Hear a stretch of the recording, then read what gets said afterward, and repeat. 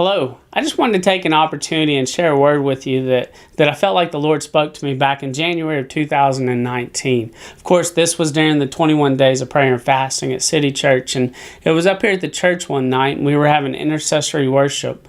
I've shared this word with our leaders and our elders here about 15 months ago. Of course, we had some events happen a couple months later, and some people asked me, and I asked the Lord, I was like, Lord, was that word for these floods that we're having in the area now? And I just felt like the Lord said, no, it wasn't. And so I just put it on a shelf. And here about 2 weeks ago, I was praying, and I just felt like the Lord spoke to me, and He reminded me of this word. He said, David, that's for today. And so I went back and I found the word in my journal, and I just want to encourage you with this today, and I wanted to share it with you. And so, like a tide coming in the night, I am coming for my city. When I come, it will be a mighty flow that will engulf everything in its path. Washing the impurities from the shores, it will also bring a shift to structures that have long been in place but have failed to continue its purpose. When my tides recede, there will be new structures, new foundations, and new walls. New streets that will lead the lost to me. It was a new day. All things will be new. Nothing will be able to contain nor restrict the flow of my water. Do not fear, for we shouldn't fear that which is good. My tide will fill every school until it flows through the rooftops.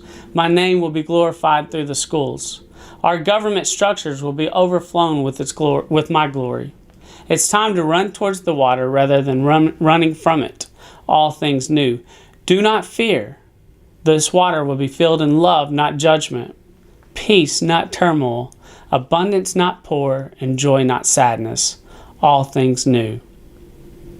As I read back through this word, the tide coming in the night comes quickly. It's unexpected, and most don't see it because things happen in the evening. The shift to structures that have long been in place have failed to continue its purpose. This particularly spoke to me. I feel like this could be the church. I feel like this is the church. For years we have said that the church is not meant to be inside of four walls, yet we remain constant in our weekly meetings, our gatherings once a week, having a couple hours of fellowship and then returning to our weekly lives. The church was meant to be outside the four walls, and this shift instantaneously, globally, has forced the church outside of the four walls. Every church in the world has changed its focus from the building into the streets.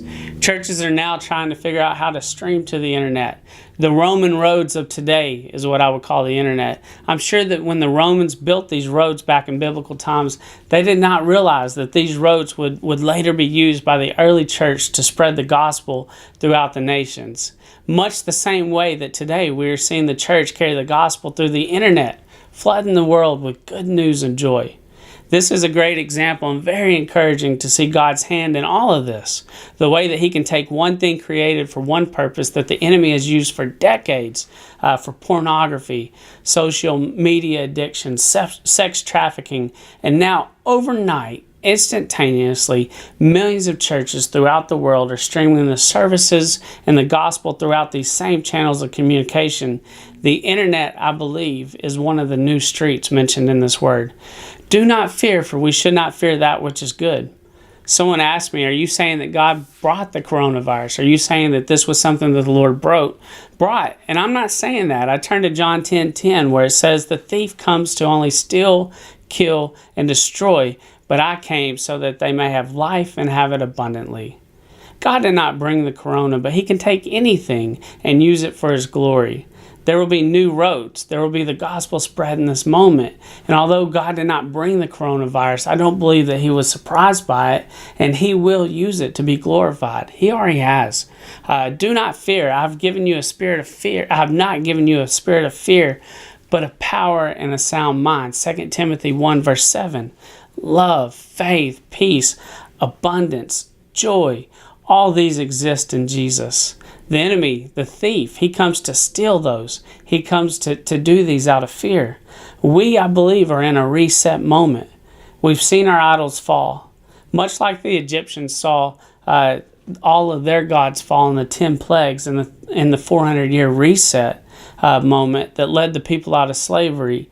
We saw overnight professional sports leagues canceled throughout the world. We saw entertainment industry closed, movies not being released. We saw global stock markets fall, economies, etc. All things that in this moment perhaps we have placed above our first love. I believe honestly that we're in a Sabbath period. The church is in the midst of a reset moment, a word that we've been using, even here at City Church. We've been using the word reset. And I believe it was a prophetic statement for the time that we're in today. Dads are home. Moms are spending time with their children. I'm seeing families walking the streets. Children are playing together. And I believe all these things that for so long have been placed ahead of family and love and the church and God are now in the midst of a reset and a Sabbath.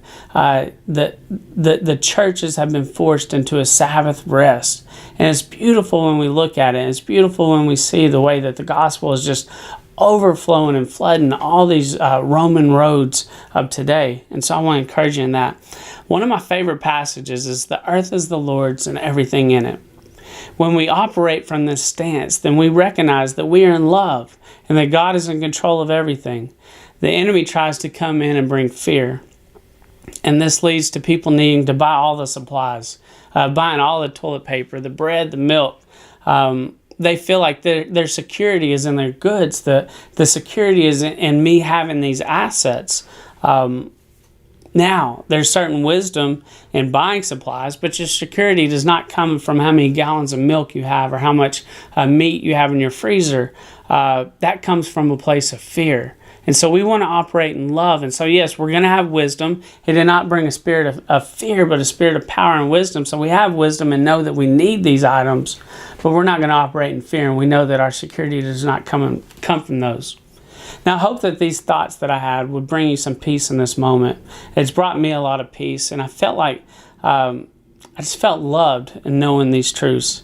I just want to encourage you to just look back at Jesus in the wilderness.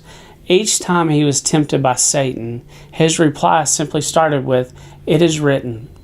And so write down a list of promises that Jesus has given us. And when you feel tempted, when you feel fear, turn to what is written. Thank you.